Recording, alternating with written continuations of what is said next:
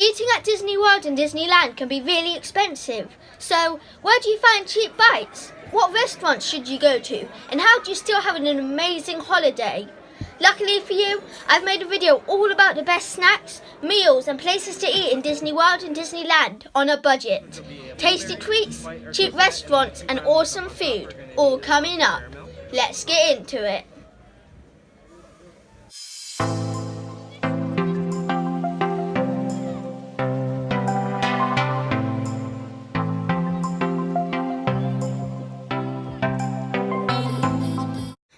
Firstly, we need to look at breakfast because it's a meal that everyone seems to overlook. You could get Tonga toast from Kona Cafe for $16 a person, or you could just as easily have some cereal from Target in your hotel room for less than $2.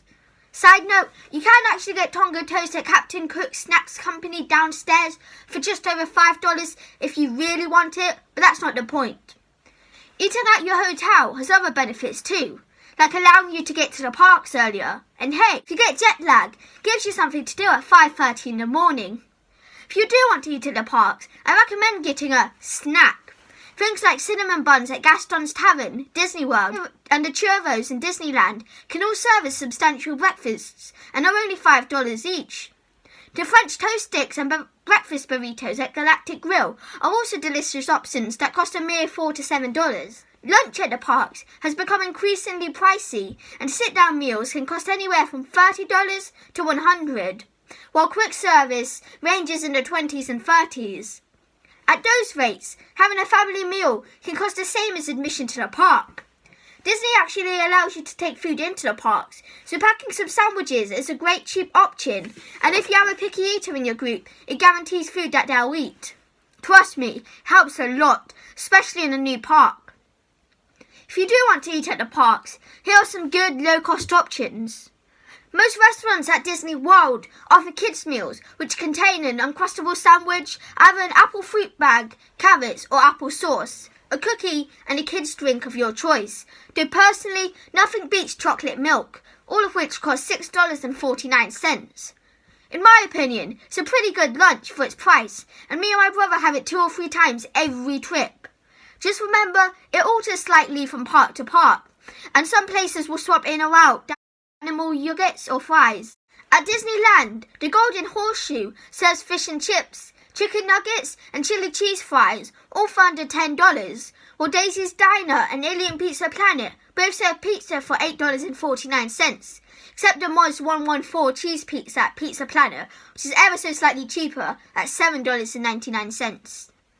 Jumping back to Disney World, Casey's Corner on Main Street does foot-long hot dogs, which aren't that well known actually, that can easily serve 2 adults for $10. That's a good rule of thumb generally when being on a budget at Disney theme parks. Splitting heavy portions is key. Heading over to Epcot, the UK's Pavilion's fish and chips is also $10 for an adult portion, which contains 2 large cods and a generous number of fries. It's a little less filling than the hot dogs, but it's large enough for 2 kids to split. Even if you're not on a budget, I definitely recommend eating here if you get the chance. It's one of my favourites. Alright, let's move on to the most expensive meal, dinner. I advise that, if at all possible, try to eat off-site when trying not to spend money at Disneyland, also Disney World, because the dining options in the evening can vary from pricey to ludicrously expensive. Did you know that eating at Victoria and Albert's at the Grand Floridian will set you back at least $125 per person? Not to mention the beverages and tax, which pushes it up by another $100. Well, you may not be paying that kind of dough, but unlike the earlier courses, you're stuck in the parks with no apparent cheap options, and you could very well find yourself shelling out $80 for pasta and garlic bread. The Columbia Harbour House at Disney World is one of the best locations that fills your stomachs without spending too much.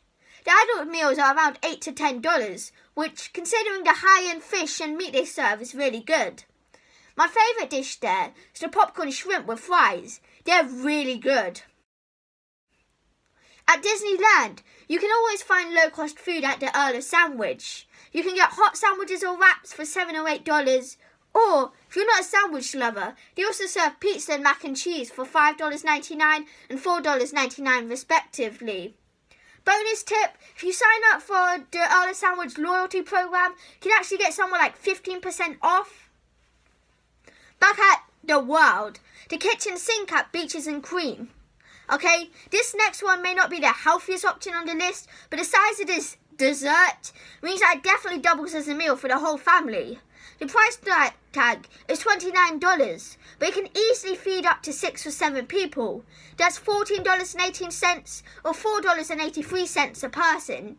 You can't eat here every night, but it makes for a bargain when you do. Also, it's a nice treat. That's it for this video. If you enjoyed it, hit that like button and subscribe for the latest news and advice. And remember to tell me in the comment section what your favourite restaurant is. Thanks for watching, and as my pal Mickey would say, see ya real soon.